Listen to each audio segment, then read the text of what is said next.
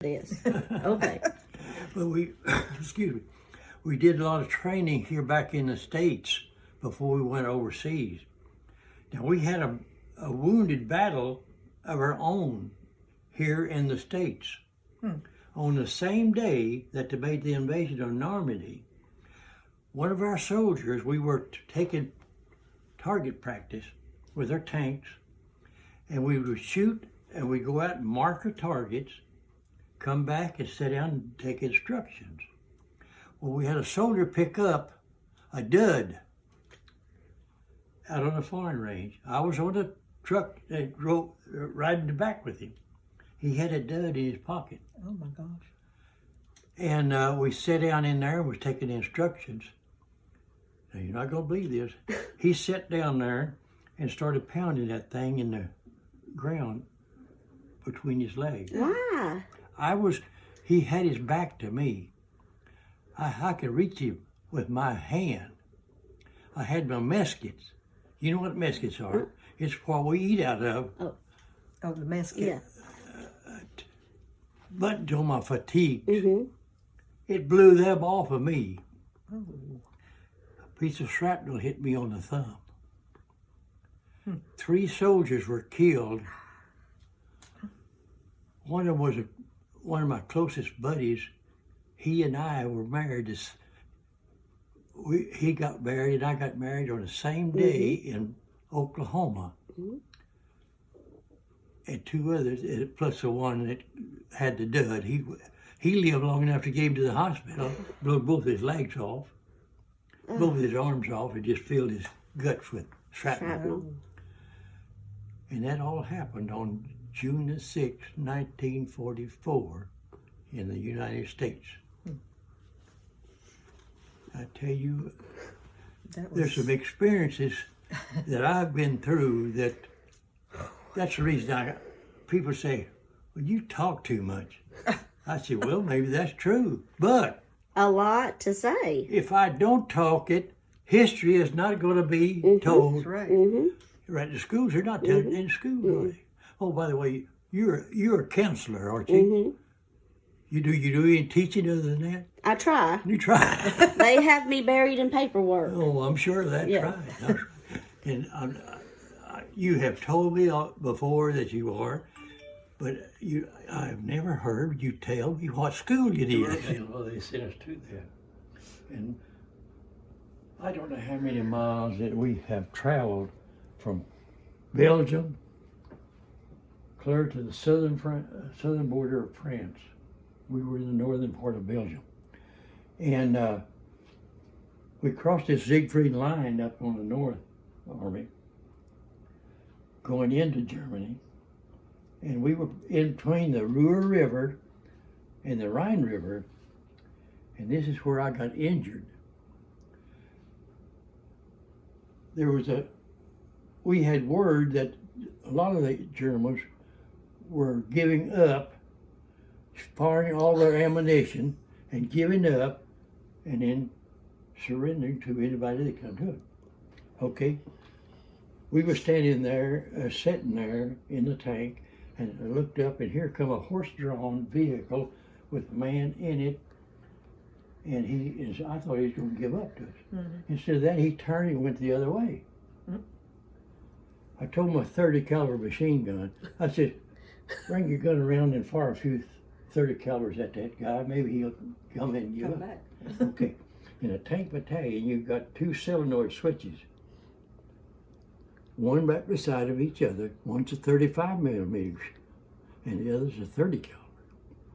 Now, whether he got on the right one at the wrong time, I don't know. But he got on the 75 millimeters. And I looked up and he blew that horse, man, sky high. Okay, Oh, no. I had my hand Oh. on the recoil of that gun. Oh. And when that fired, it come back and hit his hand. And I looked, the blood was just flowing. I pulled the tank over, got out, sat down and wearing a shade of a bunker, and called a medic. Before the medic got there, here come 2 SS troopers out of that bunker, still with their guns on. I didn't know whether they were loaded or not. whether he was going to give up, but they give up. He captured Thank us. the They Lord. done blowed the horse. We ain't gonna get blowed up. Thank the Lord they give up. So I took the guns and pointed them in the right way. Then the medic came and treated my hand. Uh-huh. He says, "Oh hell, Harold, you're not hurt bad enough. Get back in that tank. Keep going." And I did. But we hadn't gone too far until they said, "Your orders are canceled. We're going to move you all from the North Army to the southern France and cross the Siegfried Line down there again." Again. So we loaded all of our tanks on flat cars. And those who were motorized fast enough traveled over ground. And we moved down there, and we were down there only about 10 days, crossed the Siegfried Line, and pushed us back up. And by the time we got back there, they were getting ready near the Rhine River. And they pushed us up there, and I thought, well, we're going to be the first to Go into Germany. bridgehead the Rhine. But instead, they pulled us back again. Pulled us back again and sent somebody else. Oh. Thank God they did, because it was something else. Well, Larka, here, come sit down. Larka was asking what Christmas was like. You were fighting during Yeah, Christmas, and it had to be, well, it was freezing. yeah. So tell us a little bit about Well, that time you period. know, it's hard to speculate on what's going on, but we were in those tanks, and the snow was just keep coming and keep coming. And Did y'all have winter clothes? Had they arrived yet? not particularly enough to cover.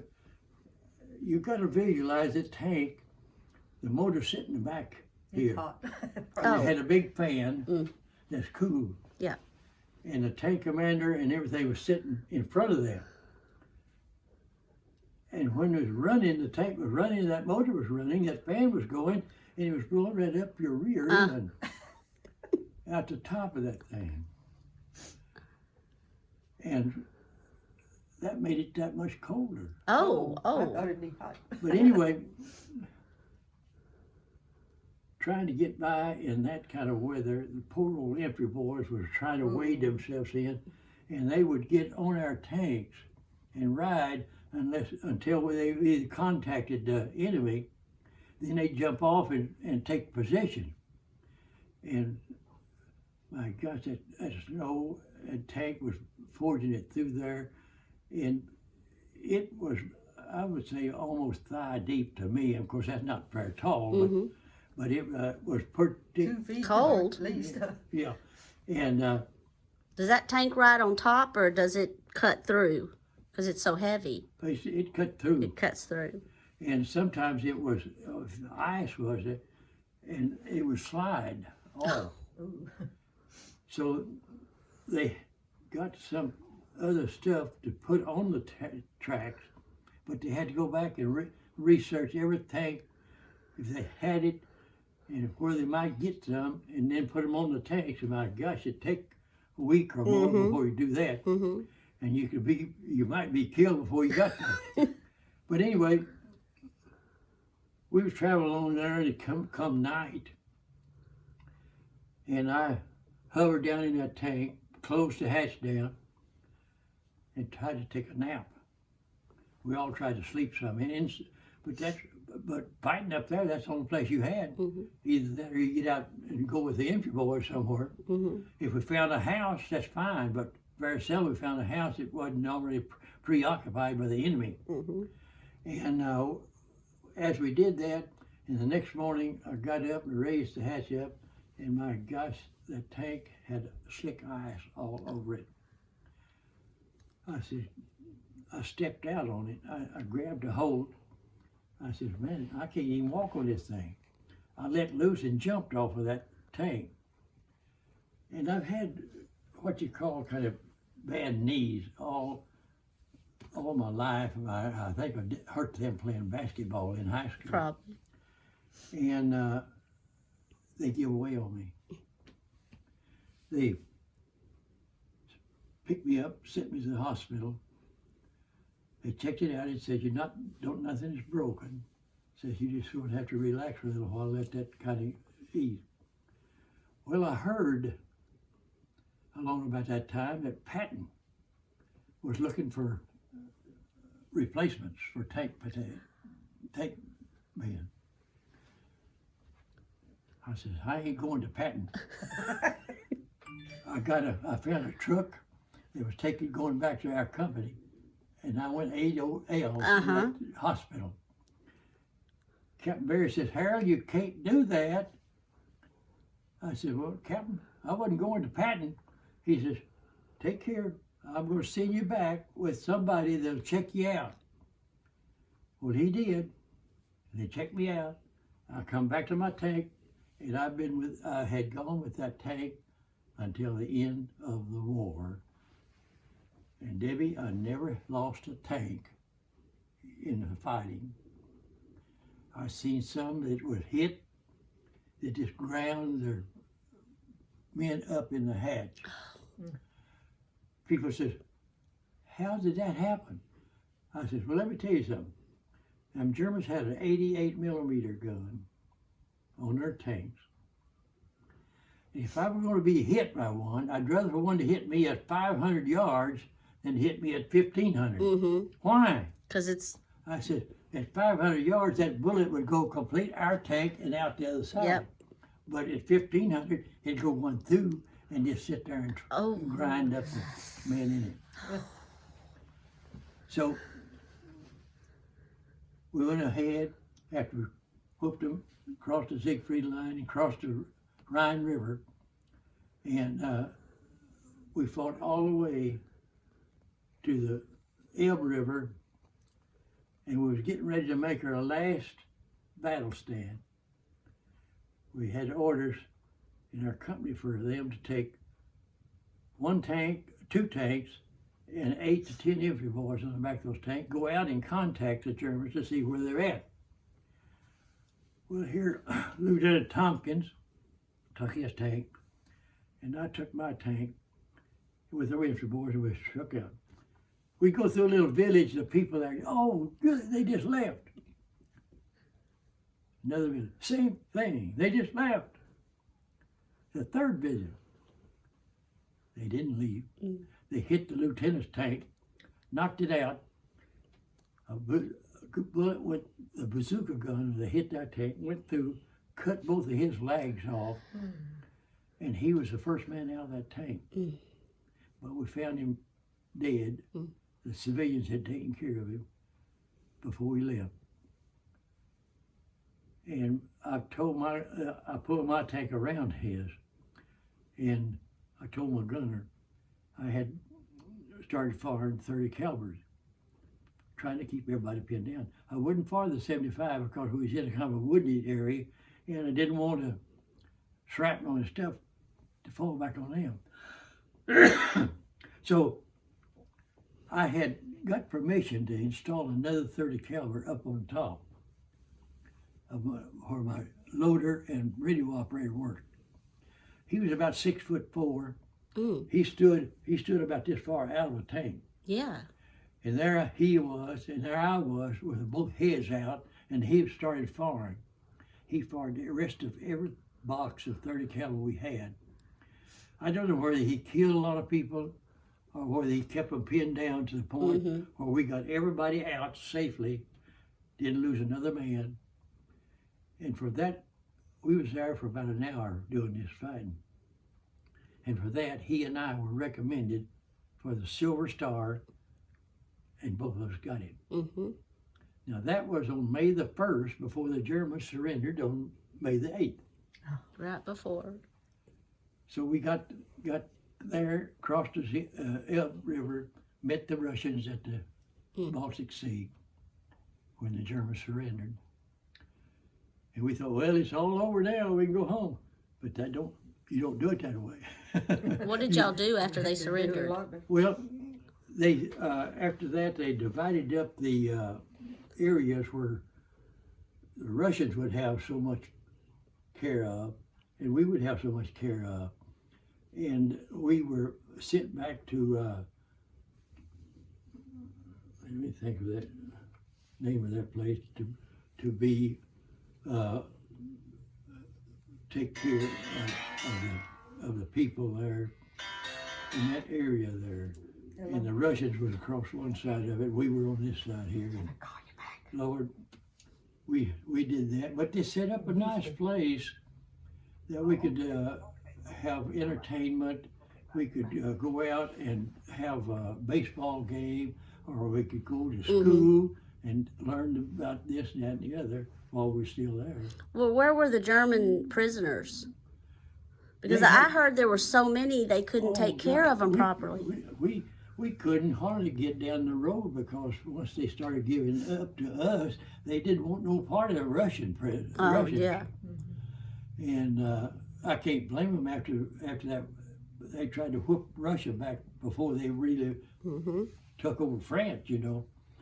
But anyway, we got there and they started giving out point systems. You got so many points if you were married. You got so many points if you were, how many months or years you were in the service. You got so many points if you were awarded so many awards, like the Silver Star, the Purple Heart, and so forth like that. I wound up and I had somewhere in the neighborhood of 80 points. They said, Bradley, you're good to go home. Well, that didn't happen until Thanksgiving of 45. And I finally got my orders to go to Le Havre, France, and board a ship for America. Where'd you come in America? In New York. Uh-huh. And we taken their all our information. They give us, they checked us all out, made sure everything was up and board. Then they send us down to our Camp Chaffee, Arkansas. There we were discharged, give us out our muster and pay, and a ticket from there to your hometown. And man, they had it all pinpoint right down to the red penny. And they said, we'll send you the rest of it after you discharged. And you went back to what part of Oklahoma? Pauls Valley. And you lived there? How'd you end up in Texas? You lived there for a long time, didn't you? Well, when my wife got so bad, we had to have joint replacements. She had her first implants were, her hands were so crippled. They froze her fingers, and where she could grip a cup or glass with the fingers here. Then they operated on her feet at the same time they did the hands. Well, that helped. Then the hips come next, one hip at a time. Then the shoulders came next, one shoulder at a time. Saved the worst till her knees. And they both were so bad they did both knees at the same time. It helped. But the old arthritis in her spine was gotten so thin that the doctor says she could move just a certain way and break something loose in there. Well, then it happened. Took her to the hospital, at the Methodist Hospital, on November I want to say the 6th, to make it even. She was in that hospital. She had fallen and broken this femur in this right leg. And they said she couldn't stand surgery. So they just fixed it up the best they could, put it in a ball cast from her hip to her ankle. That just immobilized her. She was in the hospital till December the 6th. And they finally got her a place out here at Webster in a skilled nursing home out there. And she lived 9 days and died with pneumonia. We were married 58 years. Because y'all married right before you went, when you were going to go overseas. Y'all married before you We went. married in March after we came out of the desert back to Fort Knox and found out we was going to be there for. But anyway, in between that time, I moved back from, I got a furlough, and I called her one night from Phoenix, Arizona, and I says, "Get ready, I'm coming home, but I don't know the date yet." I said, "Start planning for our wedding." She said she changed her wedding plan 3 times before I could give her a date. Now that's the Army for you. Yeah. But anyway, I came home. We were married on March the 29th, 1944. I went overseas in July of 44, July of 44. And I left her standing on the dock in Fort Knox waving bye-bye as we went to the port of embarkation. And you went into what beach? Did you go into Omaha Beach? I believe that's where we... But it was all cleaned up by Yeah, the time you got there. You were D-Day plus what? let's see, July the 7th. I believe it was in August of that year. And we they had already cleared there. So we come in there. We didn't have no specific orders where to go. But they put us on GI trucks after we landed. And we started rolling and we went through Paris. And we still didn't have orders.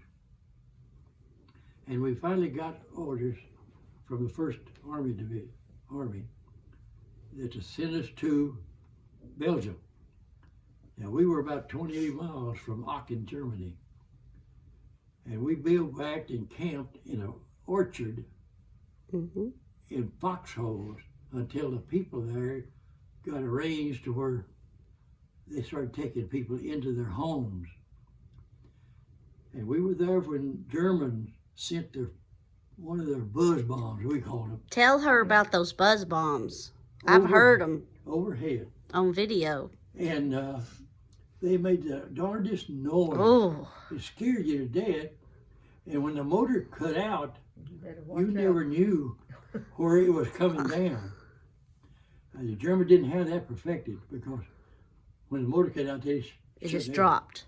Now, they did injure some of the civilians, but we were lucky enough in those foxholes that it went over us, and we didn't know where to lose. What was on it that made it make that screeching, terrible sound? No, but anyway, the owners of this museum, Marcel, he was good at manufacturing stuff. He manufactured one of those darn things and put it up, hung it up in the museum. Oh. I saw a picture of it. Yeah. And he had it fixed where he could push a button and make that sound. God. It scared you. It's horrible. No, I've heard them. You've heard it? Screeching, horrible sound. But anyway. And then it's quit and You're like, But anyway, there's so much, that I would like to forget, but I don't want to forget it either because people need to know it. Well, tell her about y'all had orders to head out, but y'all had to rebuild the tanks and find parts and scraps and put them together. When we got orders to go into battle, we had only a few tanks there that we were training back behind the lines, before they came through. And when we got orders, we had to turn them back to where we got them, to another tank outfit. And we had orders to go to the nearest depot and draw equipment, get ready to go into battle. Well, the captain put us on trucks and here we went to the depot. It was at Spearmont, Belgium. Went into this depot. There sat tanks after tanks that was used in the invasion of Normandy. Some had guns. Others didn't have guns. Some could run and others wouldn't run. So we worked all night, taking parts from one, putting it in another, that we could And when we got ready to go, some had half tracks, some had tanks. We had one guy, Sergeant Loopy. He found him a tank destroyer that had a 90mm gun on it. Oh. And he rolled out in that.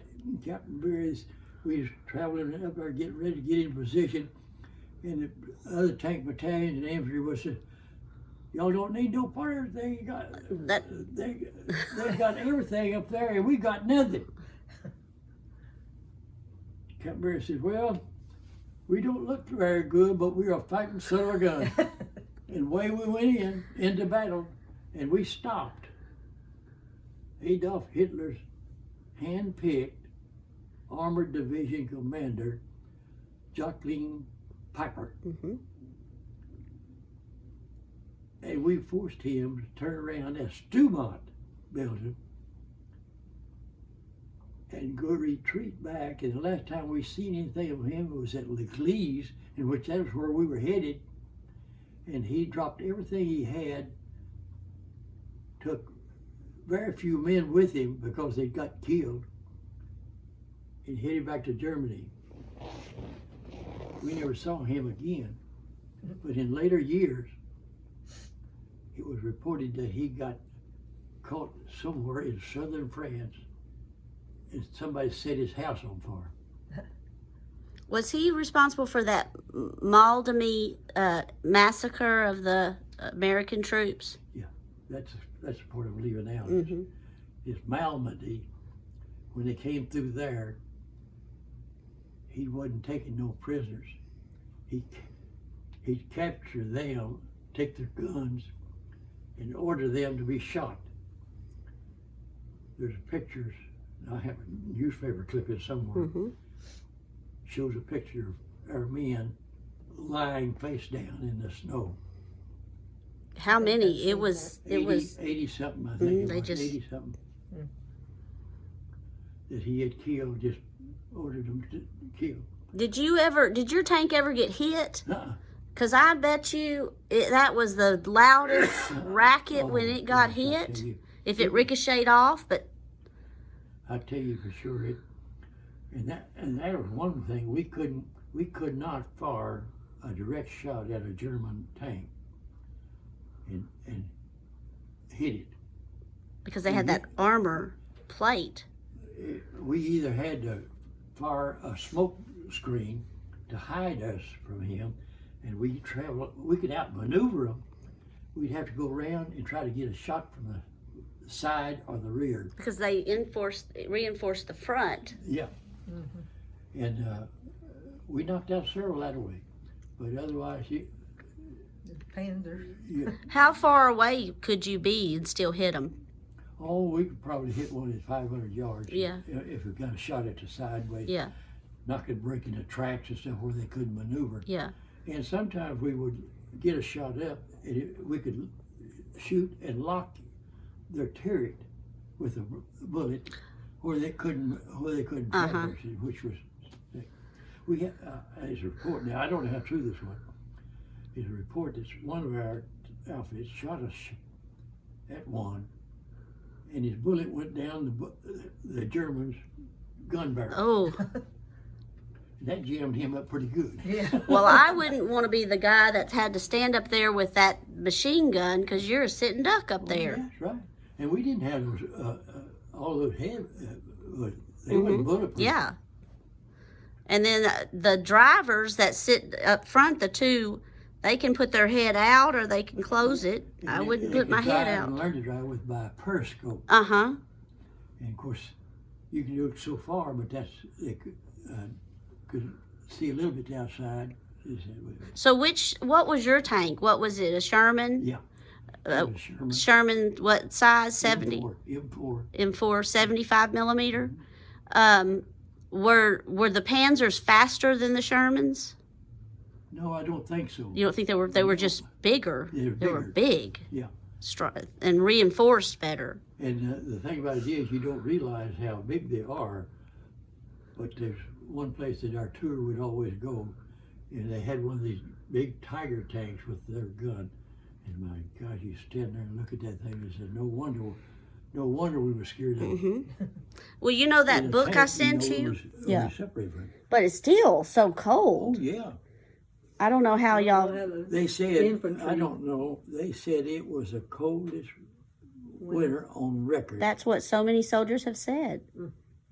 How they Well, the guy had in. the fortitude to keep going. Yeah. We were wondering, I was talking to the guy in Germany, and we were wondering, because he went to the Siegfried Line, Yeah. how did y'all get through those dragon teeth? He said y'all, but you blew them up.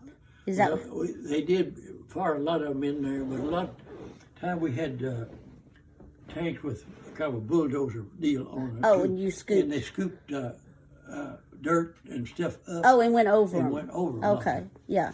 Those that we couldn't break down, by gosh, that's what we did. Well, how did y'all carry y'all's gas to? Well, we had a service company that followed with a lot of supplies Okay. behind, Okay. because we didn't have a lot of room. If you put gas cans up Yeah. on top of that thing, if you got hit, you're going to explode. You're just gonna explode. And I've seen a lot of the tanks in pictures have those tree trunks Yeah. that y'all carried, so that if y'all had to put them down to get some traction, run over those Right, uh-huh. those trees. That was one of the main deals in this battle of the Bulge, we first action, where Captain Barry ordered the trees to cut down and lay across the road where Yeah. the tank could Give you some because- traction. Yeah. Because most of it was going up slope or something like that and turn up. Who was Well- your general? General Bradley, That's what I was wondering. they've asked me, he says, was you in Canada, General Bradley? I said, I wish I was. Maybe I got what I by. asked Maybe Debbie. I'd have got out of that. That's what she asked me. Yeah. Well, Patton, his tank battalion was constantly got all the coverage and all Oh, the, yeah. and he must have been just a slave driver. He I was, mean, he was. send those men And into a I tell you- buzzsaw. You know where he was over at Fort Polk? That's where they trained over there at Fort Polk, Louisiana. Yeah, oh, Mm-hmm. and, but I've heard some good things about Patton, but I've heard a lot of bad things about him. Because someone said if he didn't agree, if a serviceman something didn't disagree with, he'd slap him. Mm-hmm. Or shot him. He was. Yeah. He meant it. Well, the book in the book talks about an orphanage. Did y'all come through and save an orphan? Yeah, this sanatorium was there in this area where we were fighting our first battle. And we made a visit back to that thing a couple of times. They had children in the basement of this sanatorium here, and civilian lives also, and they had some prisoners in there.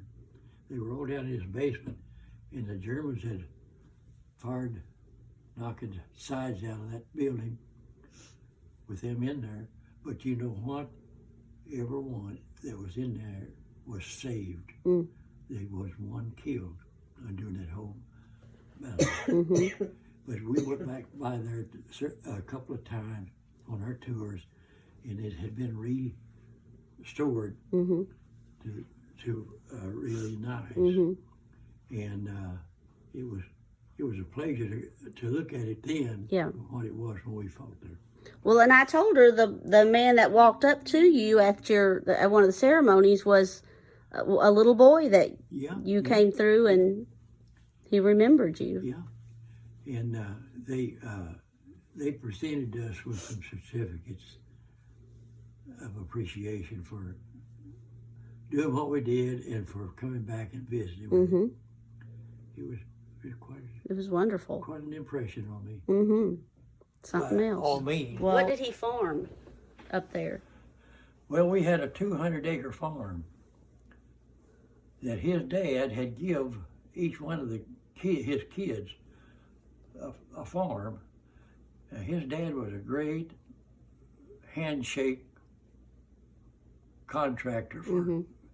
He had bought several farmlands just with a handshake at maybe $1 an acre. So he gave each one of the kids, he had that was still around. He had 2 sons, my dad and his brother, and 4 daughters, I believe it was. And but we farmed Cotton. corn, broom corn. Mm-hmm. You know what broom corn is? Yes, I saw. I read your story about it. But anyway, we picked our own cotton by hand. Mm-hmm. My mother did too. Today, they don't pick it by hand because they don't raise much of it anymore. Yeah. But anyway, we made a good life after the Dust Bowl. What did he do during the Dust Bowl because he couldn't plant? We didn't have a tractor, had a team of mules. I can remember him hooking up a pair of mules, getting a har out. Harrow, somebody calls a harrow a har. And he put a 2x12 on that har to help weight it. Mm-hmm. And he would put me and my brother on that 2x4, that 2x12. To weight it. To weight it down, and he would stretch them mules out. He would scratch the ground that had dried out to try to preserve from blowing away. Mm-hmm. Undoubtedly it helped because we couldn't, as you say, we couldn't plant nothing because it didn't have no moisture. But we just lived off of, we had a few hogs and a few cows that we milked. And we wouldn't butcher a cow at all. We butchered our hogs. And no refrigeration, no lights. Well, I didn't have lights on the farm after I went into high school. Oh my goodness. We studied by a coal oil lamp. Mm-hmm. And I had a brother, 2 brothers, and a sister. The sister was a baby girl. Mm-hmm. My brother next to me was only a year and a month younger than me. And my brother was 2 years behind him. And my sister came along during the Depression in the 30s. Mm-hmm. And we were finally walking to school 2 miles, there and back. My 2 brothers would run off and leave us. And my sister couldn't keep up. So I said, well, hang on to Harold. She'd put her little hand on my overall pocket. And here we go. And my mother told a story that she had to sew my pocket back on every day because Alina pulled it off. Her name was Alina Dolores. But if you got caught out in one of those dust storms, they said you can't breathe. Boy, I tell you, we tried to avoid, the big water, but when you live in there in the houses, there's not much way you can do it except maybe put something over your mouth. Yeah. And but I tell you for sure, when it got to the point where we finally was able to do a little planting and stuff, we started planting corn because we could use the corn and grind it up and make cornbread and meal out of it, and killing the hogs, butchering them. I've seen them many times. My mom would go out there in what we call the old smokehouse, because it wasn't a smokehouse, but we hung our meat up in there during the winter. We killed hogs when it frosted. The first killing frost, we killed hogs. And Dad would sugar cure those hams and those shoulders and stuff, rub it in there, hang them up in that old house out there. And Mom would go out there one morning and cut a big slice of that ham off and fry it up for eggs and bake. She always made biscuits every morning. I don't care what it was. Yep, ours too. If we had anything left, we used them to sop ketchup. Yep. Homemade ketchup. But we didn't have a lot of money. It was a hard life. We were happy. Mm-hmm. We grew up to be happy people. Well, and successful. Yeah.